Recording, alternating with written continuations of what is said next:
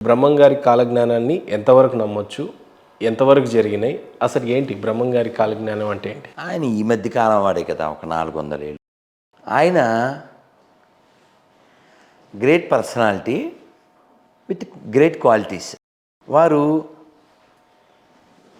చెప్పినటువంటి వాటిలో చాలా జరిగినాయి. ఇలాగ ఏం ఆధారం చేసుకొని చెప్పాడు ఆయన? వారి యొక్క తపశ్శక్తి. వారి తపశ్శక్తి మీరు వారి చరిత్రలో చూడండి, కొంత పరిశీలన చేయండి. సిద్ధయ్య ఎంతో బాధపడితే మళ్ళీ ఆయన దర్శనమిచ్చి తన వాక్కు ద్వారా తనకి ఆశీస్సులు ఇచ్చాడు కదా. ఆ తపోశక్తేనండి ఇది మనం ఒక పాట ఉంది హిందీలో, చందన్ హై ఇస్ దేశ్ కి మాటి, तपोभूमि हर गाँव है, हर बाला देवी की प्रतिमा, बच्चा बच्चा राम है, हर शरीर मंदिर सा पावन, हर मानव उपकारी है, जीवन का आदर्श यहाँ परमेश्वर का धाम है, बच्चा बच्चा राम है. ఇది మన తపోభూమి ఇది. కాబట్టి వారు చెప్పినటువంటి వాటిలో చాలా నిజాలైనవి. తెల్లకాకి కనబడింది, నీళ్ళ నుంచి దీపాలు వెలుగుతున్నాయి. నీళ్ళ దీపాలు ఇవన్నీ అంటే వాటర్లో, మరి వాటర్ నుంచే కదా కరెంటు. నీళ్ళ దీపాలు. ఒక విధవ దేశాన్ని పరిపాలించేసింది 2 సార్లు. ఓకే, ఒకసారి పరోక్ష, ఇంకోటిసారి అపరోక్ష. ఓకే, ఇలా ఇంకా చాలా చెట్టు నుంచి ఇంకా చాలా చెప్పారు. అలా అయినాయి. అలాగే ఆ ఫైనల్వి 1-2 చెప్తాను.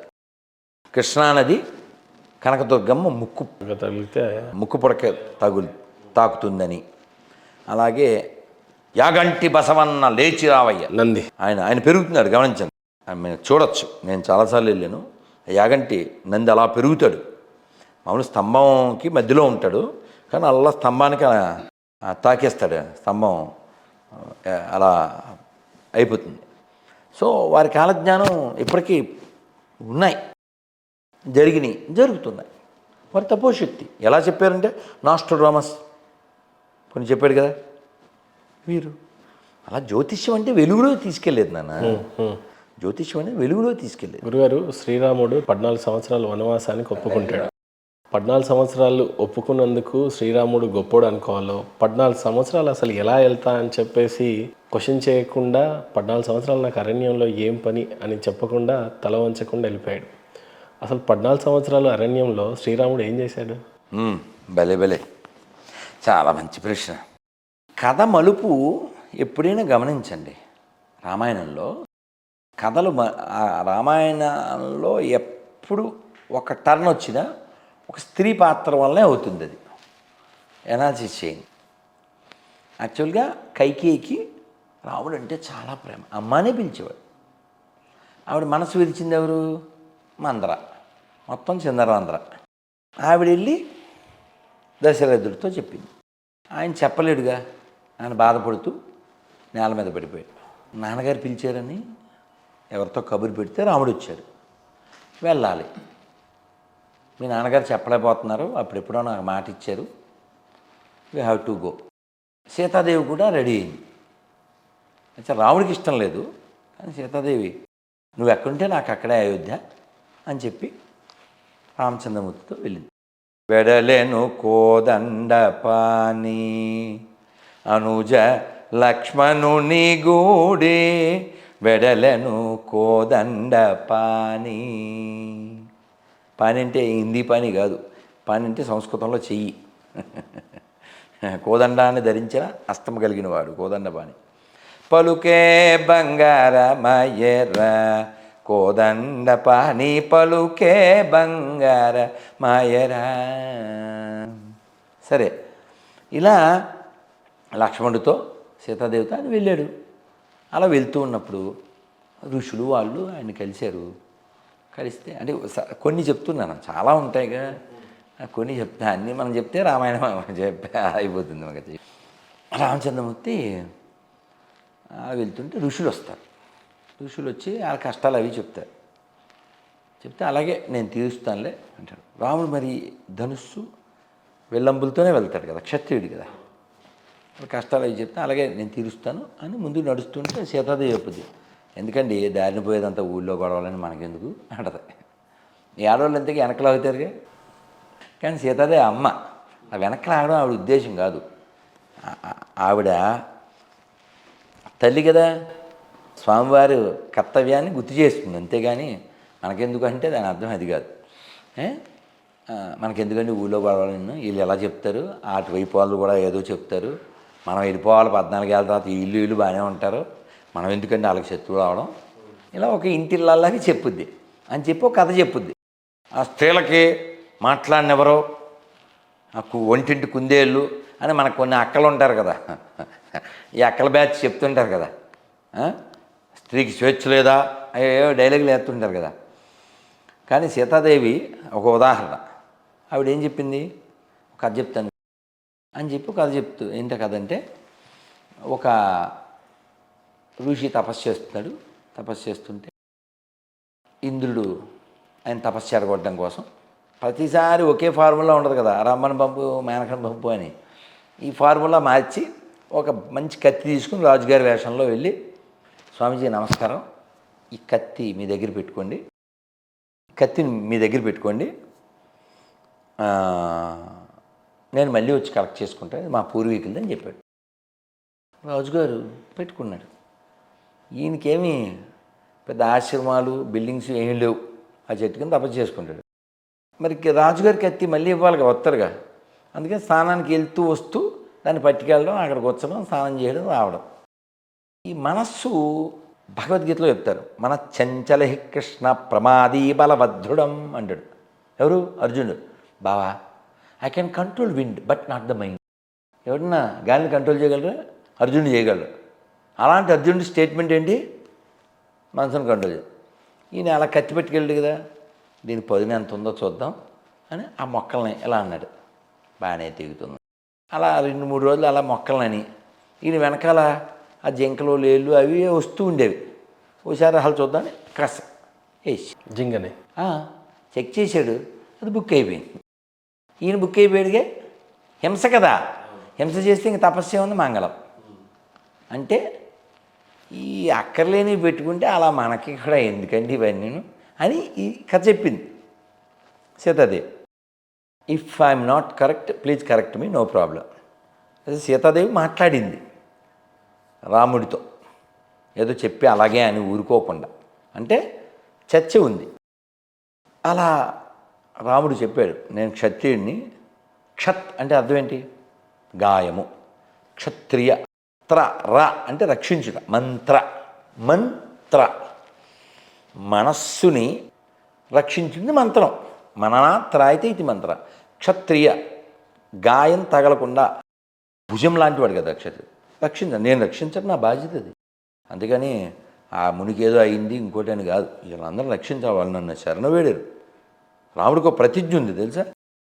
విభీషణుడు వచ్చినప్పుడు అందరూ సలహా చెప్తారు, ఒక్క హనుమంతుడు తప్ప.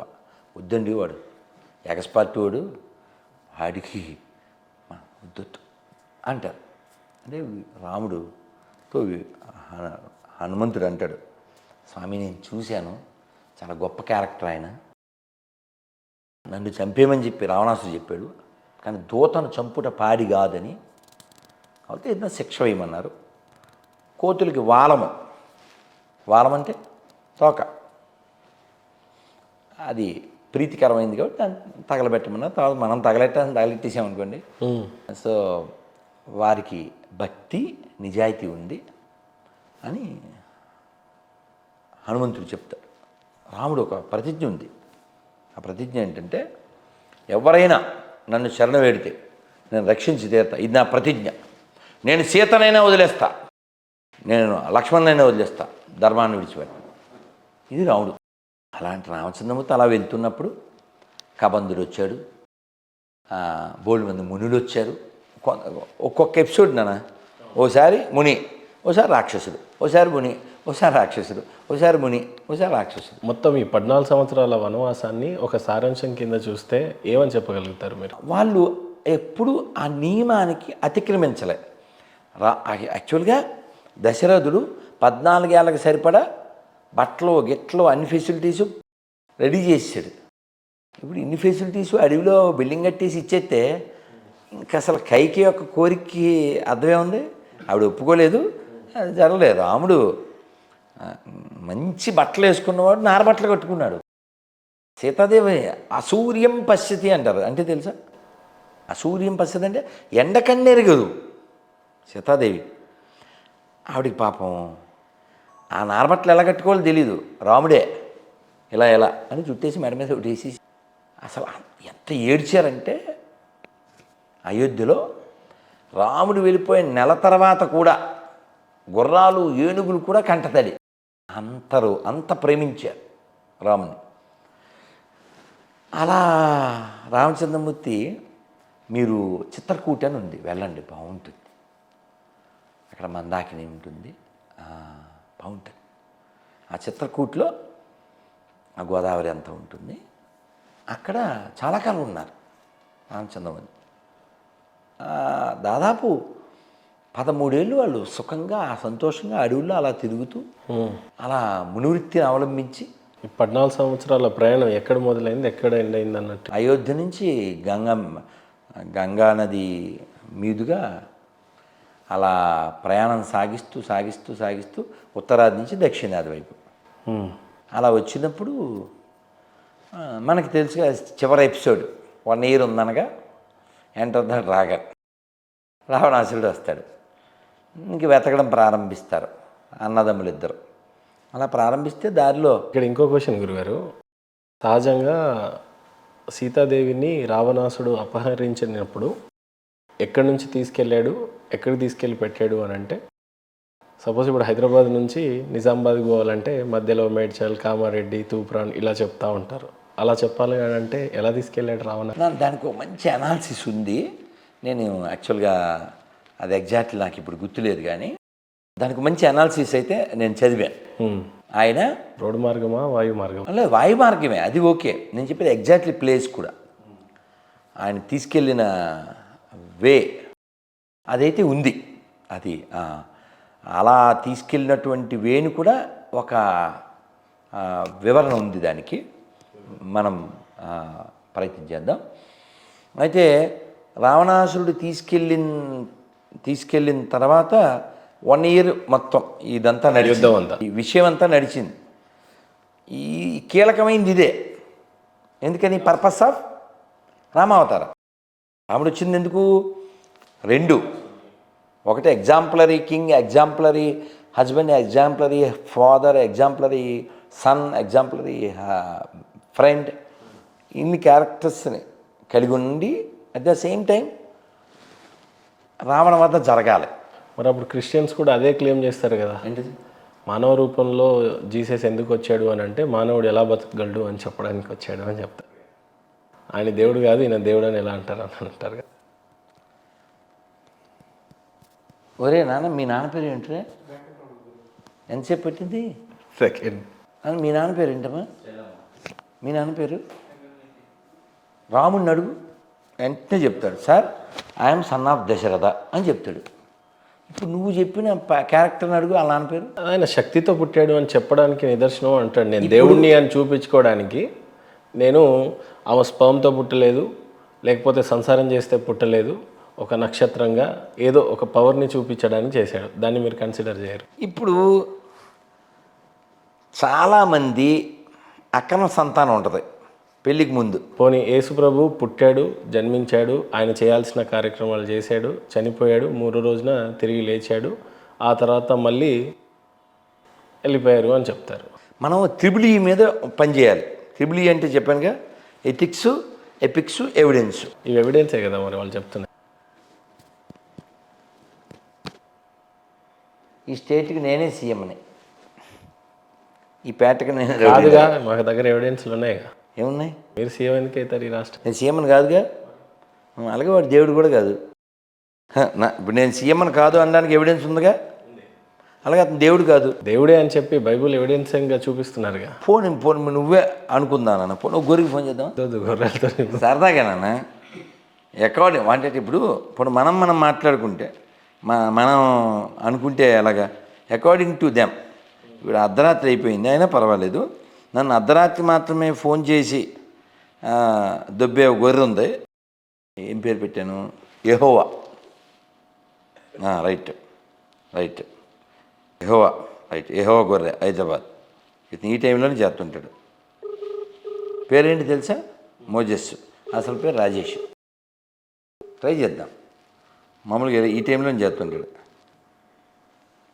అంటే హలో హలో నాన్న పడుకున్నారా? డ్యూటీలో చెప్పండి. నాన్న ఎక్కడ స్టూడియోలో ఉన్నారా? పర్లేదా మళ్ళీ మాట్లాడతారా? మార్నింగ్ చేశాను. అయ్యో మార్నింగ్ నేను మౌనంలో ఉంటాను నాన్న. ఒక్క నిమిషం పర్లేదా? మాట్లాడండి. మా ఫ్రెండు క్వశ్చన్ అడిగాడు. అదే బైబిల్లో దేవుడు ఎవరు అన్నాడు. అంటే నేనేమో చాలా ఇంటర్వ్యూలో వాళ్ళ క్లారిటీ ప్యూరిటీ షూరిటీ లేదు అది ఇది అంటుంటాను కదా, అవును. అందుకని క్లారిటీ మా ఫ్రెండ్ ఇస్తాడని చెప్పాను. ఎవరు నాన్న బైబిల్ దేవుడు ఎవరు? బైబిల్లో దేవుడు ఎవరు? యెహోవా. థ్యాంక్ యూ నాన్న, నీ పేరు కూడా అదే. మరి యేసు ఎవరు? దేవుని కుమారుడు కదా. సో మొత్తానికి ఇద్దరు ఉన్నారు. తండ్రి కుమార పరిశుద్ధ ఒకడే దేవుడు. ఇక్కడ శ్రీరాముడు కూడా అవతారాలు ఉన్నాయి కదా. అవతారం వేరు, ఇక్కడ రీమిక్స్ అది వేరు. ఒక యుగంలో నాన్న. ఓకే నాన్న, గుడ్ నైట్.